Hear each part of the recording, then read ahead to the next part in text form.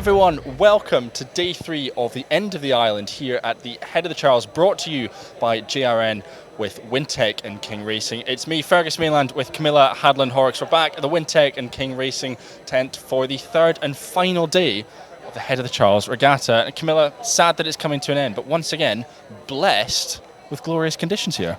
It's coming to a close before I feel it's even started. I could be here for another week and I would not be sad. I think that Boston has really shown us a good time, a city that has so much more, that even outside of the racing and what's going on here at Head of the Charles, I've been blown away by the city and not even touched the surface when it came to the history, the culture. I need to come back and do more. So yeah, sad that it's ending, but we've had another glorious day of racing. We have, and we've got a show packed full of some wonderful interviews with some of the athletes and folk who've been out embracing the Head of the Charles. But I think our day kicked off this morning, just like it did yesterday, with a nice cycle over Anderson Bridge, past the two Harvard boathouses. And again, early in this morning, the crowds were out in force for some of the youth events this morning, which was just so wonderful to see. And again, filming this afternoon, crowds are still going by. The dogs have been superb as well. It's been unreal, hasn't it? Bring back regatta dogs. If you dogs. are regatta dogs, please come back. We miss you. But no, it's been packed. And if it's anything like, racing all over the world, I think the youth events draw out a lot of family crowd, and there's a lot of support for those youth events. So that kicked off very early this morning. But yeah, the bridges were just 10 deep was the reports I was hearing this lunchtime for some of those events leading up to lunchtime. So yeah, brilliant day. Yeah, and again, we're sat here, we can still see Elliott Bridge, and again, crowds really busy out there at the moment, just looking out there. Lots of folk out on the bridges. We will get on to today's racing, of course, lots to unpick from all of the action out on the river. But yesterday, of course, the winners of the mixed championship double sculls were Ollie Zeidler and Sophia Meakin. Wonderful to have them racing here at the Charles, and we've been chatting with them all about their racing here in Boston. I'm here with Sophia Meakin and Ollie Zeidler, who are fresh from racing the mixed double sculls yesterday here at Head of the Charles, and a successful mixed double it was, Sophia, champions of the Charles. Yeah, so I was lucky enough to row with a quite good rower. So he's all right. No, so it was definitely a fun event to row in, and we had fun. Also, we trained a couple of times as well at home, so it was all good fun. Amazing. And Ollie, this is second time back on the Charles for you. How have you found coming back? Give me a little bit more about how you're finding the event.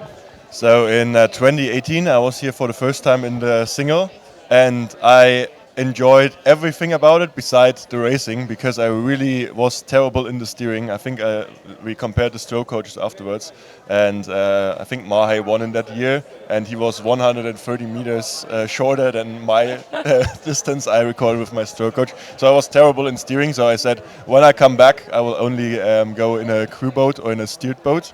And so Sophia offered I was about to say, you've left that all down to Sophia.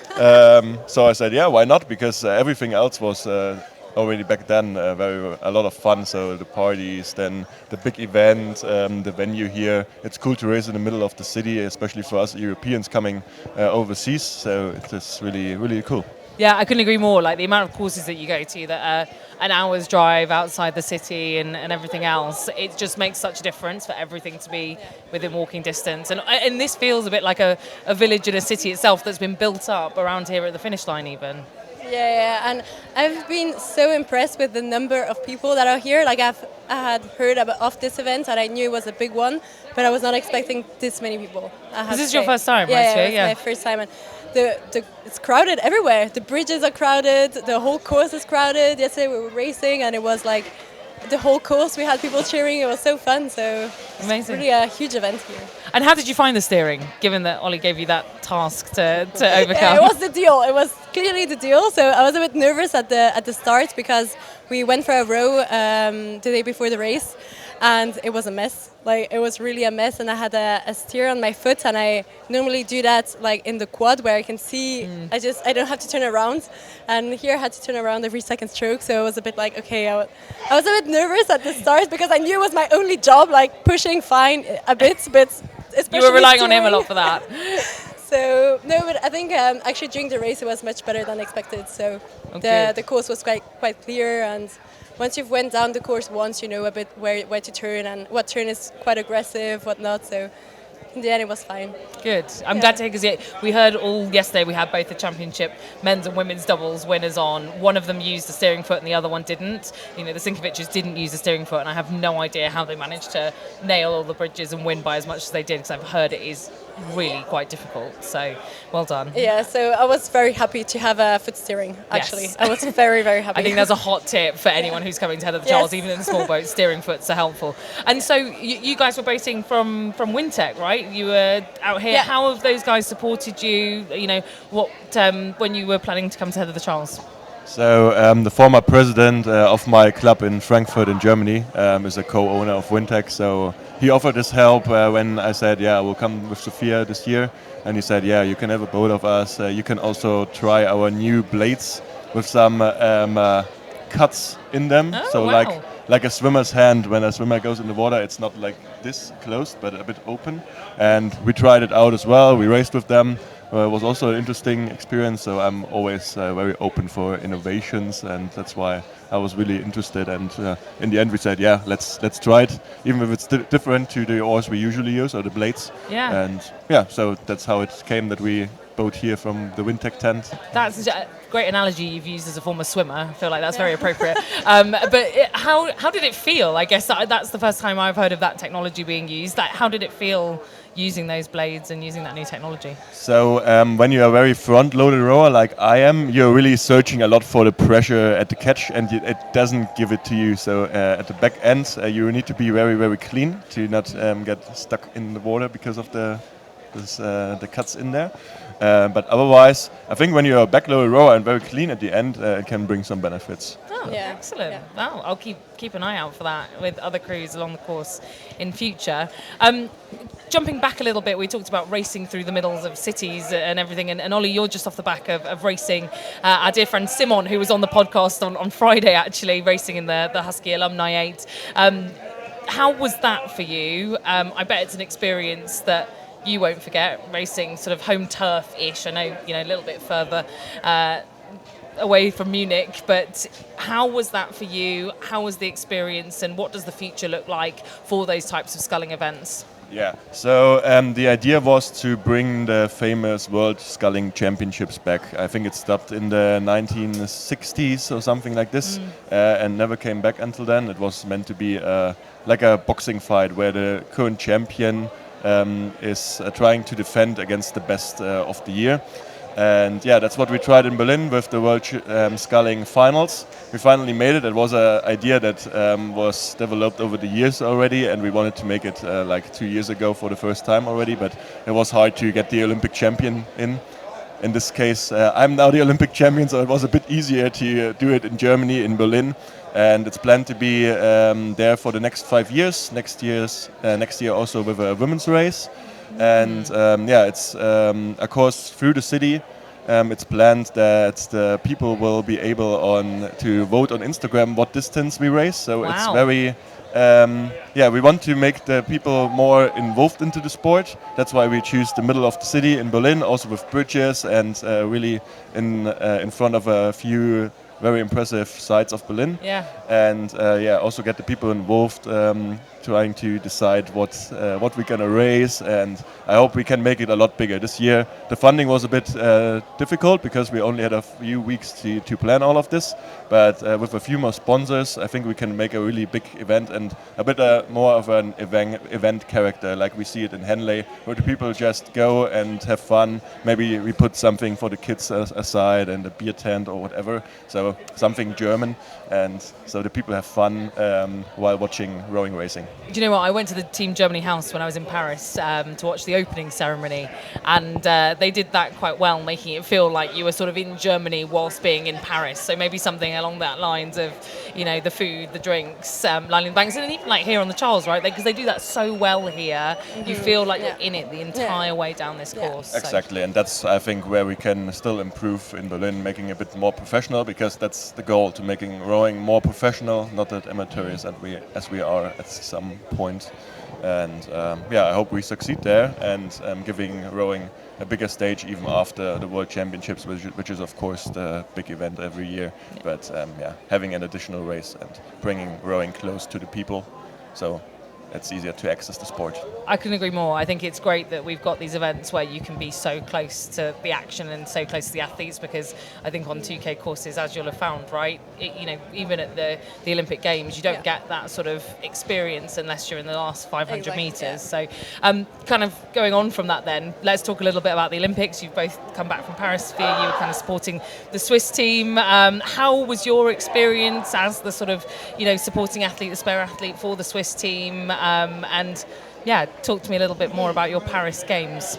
Yeah, so it was incredible. The boat I was pairing, they did amazingly good. So we were all super proud of them, and I think I was very happy with this role. So I could bring a lot to the team, I think, and I like people, and I like helping people, and I like being there for people. So that was the perfect spot for that. And yeah, I think they were all very grateful for all the help and stuff afterwards, which was very nice. And rowing being the first week, we could also enjoy everything the Olympics had to offer on the second week. So of course it remains an unforgettable experience overall, also with Ollie winning and everything. I think I had a good taste, even while being only the spare, I had a very good taste of how an Olympic is supposed to be. So it was very cool. Oh, I think after Tokyo, it reminded a lot of us of what the Olympics is, because it had been so long since we'd had that sort of atmosphere and that spectacle. After Tokyo had been so quiet and kind of a very odd experience, I guess. And Ollie, you've experienced that firsthand, right? Like 2 very different games. Talk to me a little bit about the differences in your experiences and kind of coming out of Paris, what it's been like to be an Olympic champion.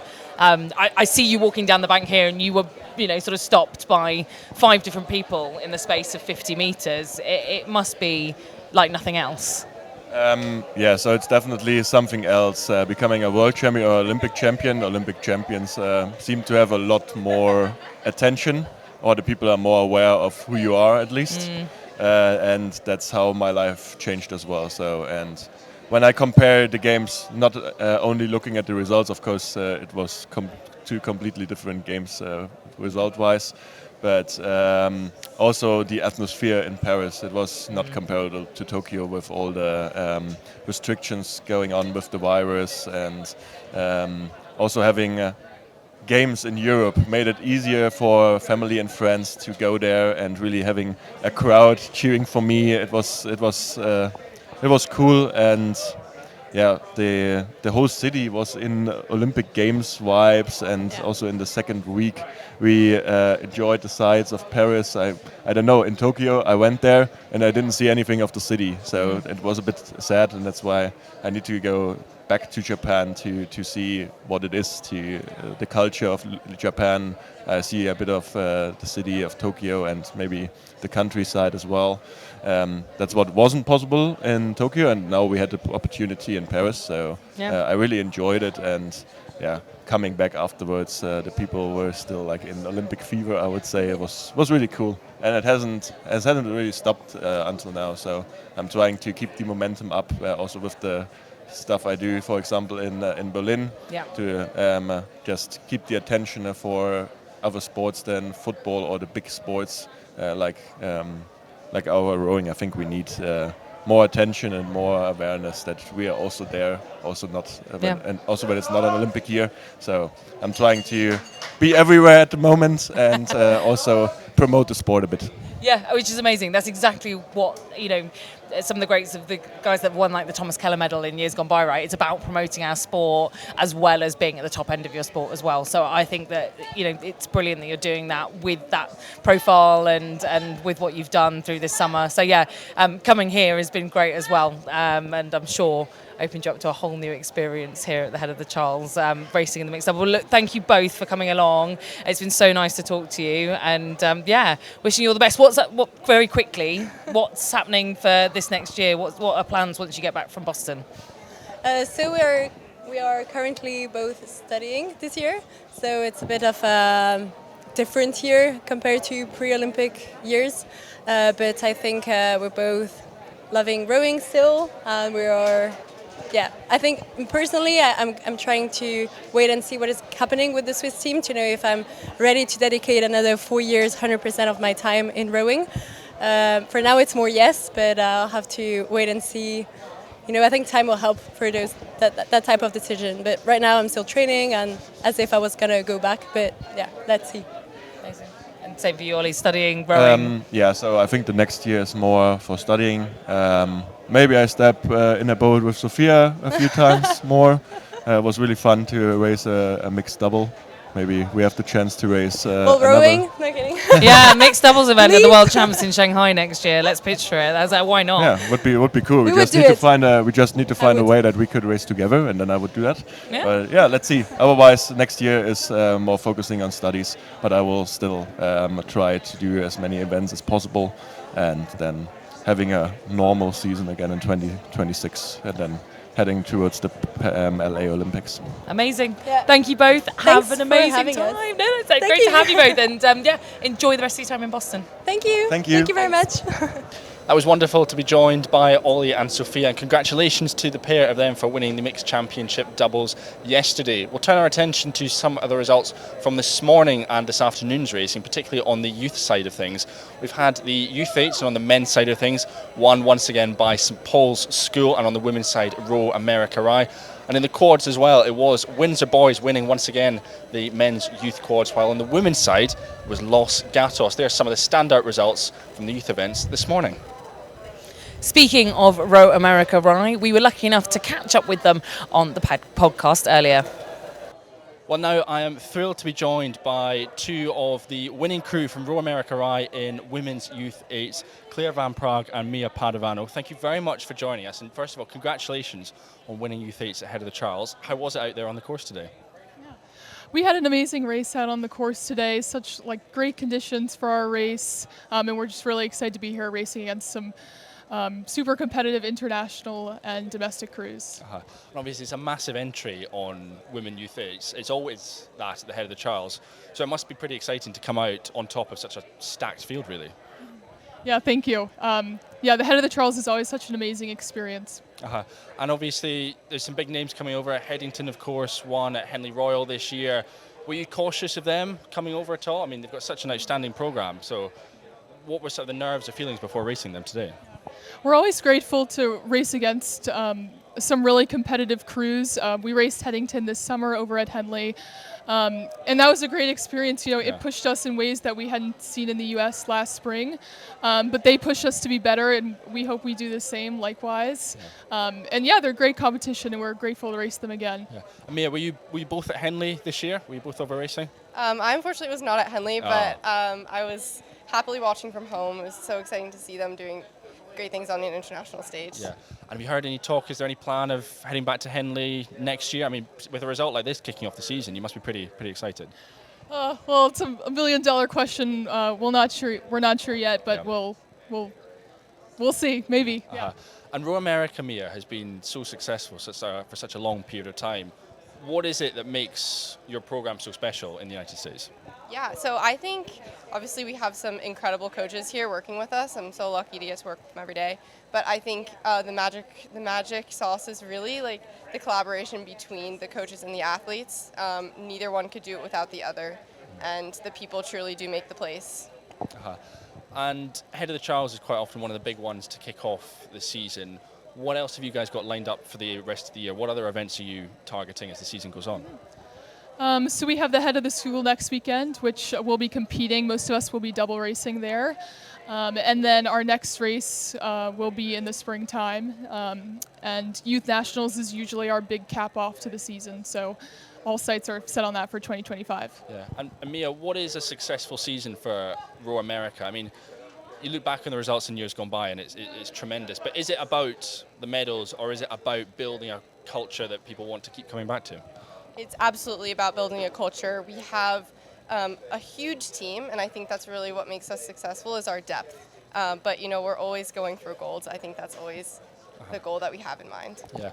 And talk to me a little bit more about Row America. How did how the program came about, or how long has it been around for, and at what point did it start to get so successful in years gone by? Our club has been around for about 10 years, I believe 2013. And it was started by Marco Serafimowski, who's our head coach now. Yeah. And coaching staff and the size of the program has grown tremendously, especially within the last 5 or 6 years. It started with a very small group of rowers, just a couple of pairs, singles, but now we're really proud to say that we've become competitive in the larger events, including the Women's 8, thankfully, for a couple of years now. But I think Row America Rise is a really special program. We spend a lot of time in smaller boats, pairs, singles. If you're dominant in sweeping, you're in a single over the summer, you're in a single over the winter a little bit when we go on our training trip. So yeah, I think that's one of the really special parts about our program is the depth that we have. We have a big bench, and we really push each other every day. Yeah. For both of you, is this your final year at Row America, or have you got one more? Yes, it is. Last year. Where are you, do you know where you're heading next, or where your next chapter you're rowing is taking you? Yeah, we're both headed to Stanford University next year. Fantastic, congratulations. And just looking back then briefly on your time at Row America, what are some of your favourite memories that you've got from rowing there? I think the moment that stands out for me was Nationals my freshman year, just because it was something that I had never experienced before, and it was truly the best feeling to cross the finish line with all of my best friends. I'll never forget that. What about you? Yeah, I think Nationals 2024, that was my 4th time racing at Youth Nationals and my first time medaling, and we won in the Women's Youth 8. Amazing. Well, congratulations on your win ahead of the Charles today. Very best of luck with the rest of the season, and good luck with Stanford next year as well. Thank you. Thank you very much. Thank you. So that's a summary of the youth results, but we also had some other events taking place this afternoon, and one of those was the Championship Falls, where a very exciting boat was taking part, a composite of 2 boats that won bronze medals at this Olympic Games in Paris, the Irish double, the Swiss pair coming together to form a crew, and we caught up with them this afternoon. So I am here with Phil Doyle, Dara Lynch, Roman Rosley and Andre Gulick, who've just raced in the Championship Falls event. Some of you have raced yesterday. How was the race out there today? So for me it was the first time, but I really enjoyed it a lot. Good conditions, a lot of people shouting at us, so it was pretty cool. Amazing. And Phil, you raced yesterday in the single. How was it going from the single into the fall today? It was nice having a Cox to steer me. I was watching it back on the YouTube yesterday and I was very much not on the right line.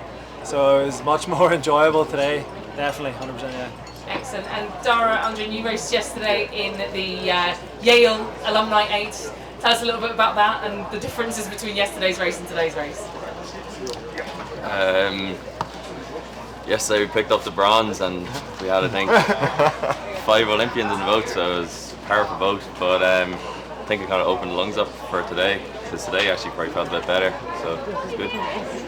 Yeah, no, it was good stuff. We had the same Cox as well. Lucky to have a rather good line. I couldn't imagine doing that in a pair or a Cox this sport. It was pretty hard. Or the skull there. As you said, we've been talking all morning and all of yesterday to doubles that have had an absolute nightmare trying to steer the course. So yeah, I hear that is a pretty consistent bit of feedback. So you guys have, as a 4, 2 Swiss, 2 Irish, how did you guys come together? When did this project kind of initiate? Well, we were good friends in college, me and Andy, so he got on to me and it made sense then because I rode with him, he rode with Roman, so it made sense. Yeah, no, we were because we were invited in last year there was a pair event, right? But with the preparation for the Olympics, we couldn't come last year, so we definitely want to come this year just to soak up the atmosphere around here. And then we were talking about the friend, and he kind of said well, do whatever you want, and then texted Darren how it came together. Amazing. You've been supported by Wintec Racing. How's that been, boating out the Wintec tent and the experience there, Charles? I think it's been very different. Obviously, it wouldn't be boats we would race very often, so it gives us a chance to race in boats that we wouldn't usually come across. And it's not you can still go fast, which is good to see, and so the build quality of the boats is definitely up there. So we enjoyed it. But I was kind of hoping for a quad, but I had to stick to the 1 oar for today. With the differing opinions on that in the crew, given that we've got many that row with 1 blade. Well, I suppose, Roman, you raced in the double a couple of years ago, so you're pretty ambivalent on quad versus 4? I think with the 4 we really had we were lucky that we had a Cox, and with the quad I don't know who of us could have like steered us as good as Harry did today. So I think that in the end was a good choice. Maybe, yeah, for Phil's hands not, but. No, I just always wanted to come and race the Charles, and then the guy said, "Will we do a 4?" I just said yes straight away. So it was good. When was the last time you swooped, Phil? 2015. How's it been coming back to it? Yeah, it's grand. It's the same thing. I just have to keep reminding myself not to do too much with this one. Same feedback. Do you think you did okay on today's race? Yeah. I felt bad. And a lot of you had very busy summers indeed. What have you been up to post Paris and post the summer racing season? I was mainly working on my master thesis. I'm finishing that one, so I'm busy there. Ronan, how about you? I did some holidays and I started working. Amazing. And how was the reception back in Switzerland coming home for you two after your medal in the pair? Yeah, it was pretty cool. In our home village. Yeah, it was cool. A lot of cowbells. We enjoyed that. Yeah, no, it was really cool to share with all the. I mean, it was cool Paris being so close to back home, so lots of families and friends were there as well. But then even coming back and seeing even more and just sharing the joy with everybody who's around us. It's amazing. Amazing. And you guys are part of a pretty reasonable Irish contingent that have come over, right? Here to the Charles, and you said you wanted to come race it. How's it been? You know, we had Aoife and Mags on the podcast on Friday. They were sort of saying it's been wonderful to be here with you guys. What's the Irish mood in camp? I didn't realise on the flight on the way over there was like a lot of people coming over to race, a couple of Masters boats, so I didn't realise it was such a big thing for Irish crews to come over. But obviously Boston has such a link to Ireland, so every single American I've met so far has told me what family member was from where in Ireland, and some of them have Irish accents and I believe them, some of them don't, and I'm a bit sceptical, but I was going to say, have you called a few people out and gone? Yeah, it depends on what mood I'm in. If I'm in a twisty mood, I might challenge them a little bit, but I let them live the life they want to live. I suppose always a home crowd for you here in Boston then in that case. People are sort of saying it's kind of our home city, but it's very heavily Irish. There's a great Irish influence. Amazing. Well, look, thank you so much to you four for coming on the podcast. Hope you enjoy the rest of your time in Boston. And well done today. Thank you. Thanks. Wonderful to be joined by that international quartet who, of course, are racing in Championship 4. It's great to hear all about their experiences racing at this year's Head of the Charles Regatta. They were Championship 4s. We've also had a few other results from this afternoon, including men's and women's collegiate 8s. On the men's side of things, it was LaSalle who came away with the win in that event, ahead of the Massachusetts Institute of Technology and Holy Cross. On the women's side of things, Tufts were the winners ahead of Wesleyan, with Williams College coming in third place. Then we move on to the Championship 8s, the fastest cruise out on the water, and it was a win on the men's side of things for Cambridge University, not just winning the Head of the Charles, but of course beating Oxford, their bitter rivals as well. Harvard took second place ahead of Dartmouth. On the women's side of things, Leander Club took the win ahead of Yale and Washington University. And speaking of Washington University, we have been delighted to be joined by a couple of their crew from that boat that finished third place in Women's Championship 8s. Well, following Women's Championship 8s, delighted to be joined by Meg Lee and Zola Kemp from the University of Washington. Third place, I believe, in Women's Championship 8s. Congratulations. How was it out there today? Thank you. Yeah, it was a really exciting race. We went out really fast, and that made it difficult around some of the turns because we were passing a boat, but I think we just capitalized on everything, kept it really internal, and we were really happy with it. And you guys keep coming out to the Head of the Charles. What is it that Washington loves so much about coming and racing here? I think it's really good to race all the other schools, especially around the East Coast. Such an amazing energy and just the head racing, and it's nothing like back home, and it's just such an amazing regatta. And is this quite a large opportunity as well for alumni to catch up and see each other as well? Yeah, it's been really fun because we just see so many people that we know, which is fun, and our UW Alumni 8 got us off to a great start this weekend, and that kind of just fires us up. So it's a really cool event, and I feel like it's just, for all the work that we put in the season, it's fun to have a race that's just so much fun. Yeah, and perhaps a little bit controversial, but beaten by Yale, they were into second place. How much does that fuel results and energy for the rest of the season going ahead? I think it's good to have a starting point, it's a really good start. We've improved a lot, and I think, only going up from here, we've got a long season ahead of us, and I think we're excited. Yeah. And Meg, obviously, you're at Washington now, having just been at Cambridge. How are you finding it being back stateside and compared to your time at Cambridge? Yeah, it's really fun to be back in the NCAA. I just feel like there's nothing like the NCAA. The margins are so tight. There's so many boats, and you really have to fight for every inch, which I just think is such a cool place to be in. And it just feels like every day we're working towards that day in May, which I just really like. And obviously for Washington this year, new conference, Pac-12 is no more racing in the Big Ten. We've seen it on the backs of your uni suits and everything. What's that going to be like going up against, the Michigans, the Ohio States of this world in racing in the new year? I think we're excited. It'll be good to have a change and, good group of schools to race and new places, and I think it'll be exciting. Yeah. And how has Washington been so far for you, Meg? I mean, you talked a little bit about the differences to Cambridge, but what's the culture like at Washington this season in particular? The culture is amazing. I think one of the coolest aspects of it is that the team is just so large, which is a big difference from Cambridge. Like one day we were able to take out 8. We took out 10 8s one day, 10-8, wow. which is just cool because there's such a large pool that you're competing against, and it just makes everyone rise up, and the competition is so tight, which is just a great environment to be training in and to be pushing yourself in. And I suppose it's quite unique in the sense that you and the men share the boathouse, because there's not a huge number of programs in the United States that have both men's and women's rowing at such a high level, is there? No, I don't think so. I think it's really cool to have them. Like, we can always cheer for each other, and it's cool to see them out there. And it's very fun to have the two teams together. Yeah, I can imagine. And obviously, NCAA's this year, I think it was 5th overall for Washington in the A final for your varsity 8. What can we expect going forward from Washington in 2024, 2025?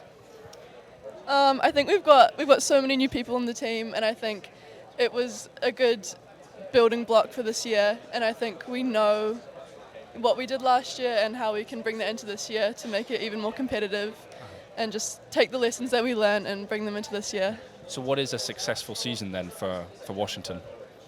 I think just seeing how fast we can physically go and just keep pushing forward every day, like we won't be satisfied with anything. Yeah. And obviously working with Yaz as your head coach, what's she like as a coach to work with? She's amazing. I think she's so experienced and so caring as a person as well, and she's so easy to talk to, and I think she really cares for the team, and you can really see that in the culture and through like our boats and everything. Well, I know you've got a flight to catch. You've got to get back to Seattle later on today. So thank you very much for your time, and congratulations on your third place finish in Women's Championship 8. Thank you so much. Thank you so much to Megan Lee and Zola Kemp from the Washington University crew for joining us. They're, of course, racing in Women's Champ 8.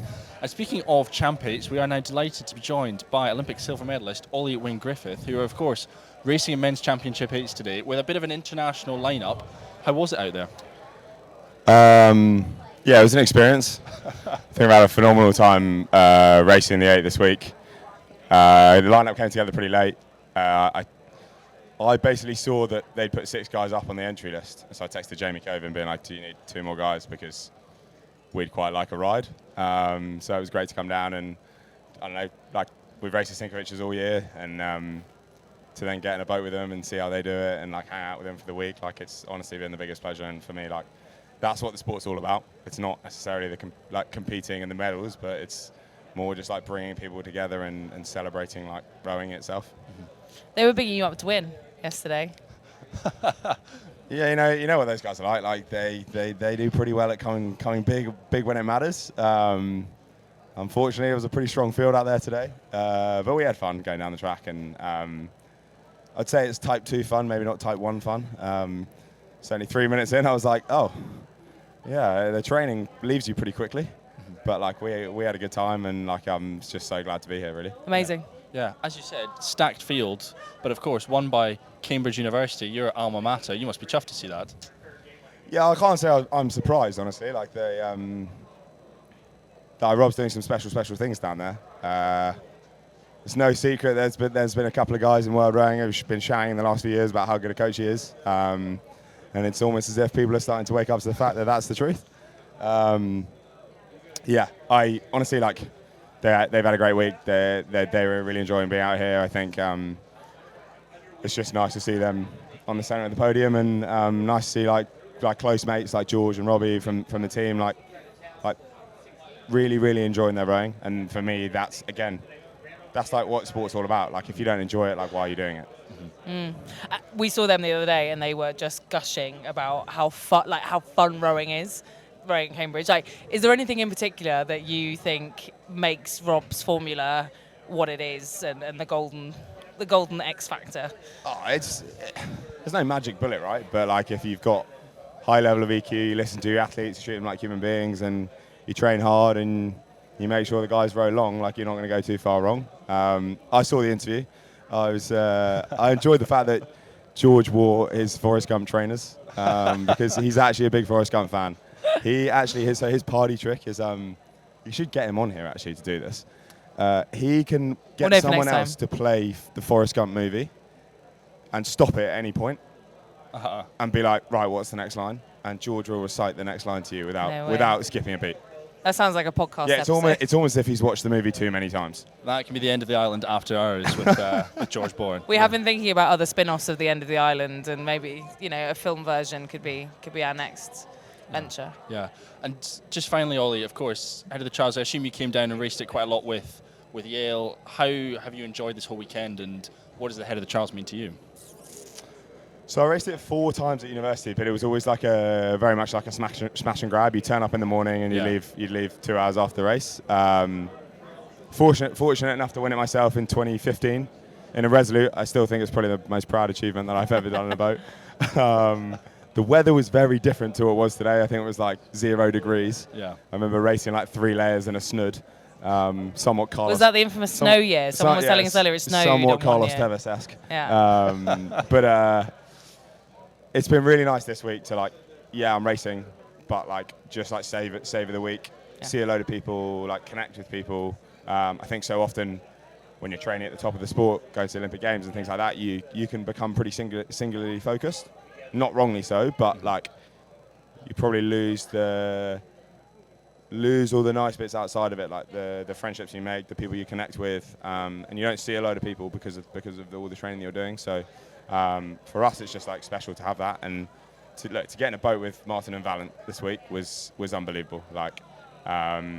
Those guys are guys that inspired me to take up the sport when I was 17, 18 years old. So to have raced them is special, and then to have raced with them is even more awesome. I know you said last question, but I'm just intrigued. Did you guys connect kind of post the Olympic final? Did you chat much, shared experience, debrief? Oh, I guess the pair's a funny one. It's I always think the 8 is gang warfare, where no one really speaks to each other and puffs their chests out, and they're oh no, we don't like them. It's our 8's bigger and badder than yours is.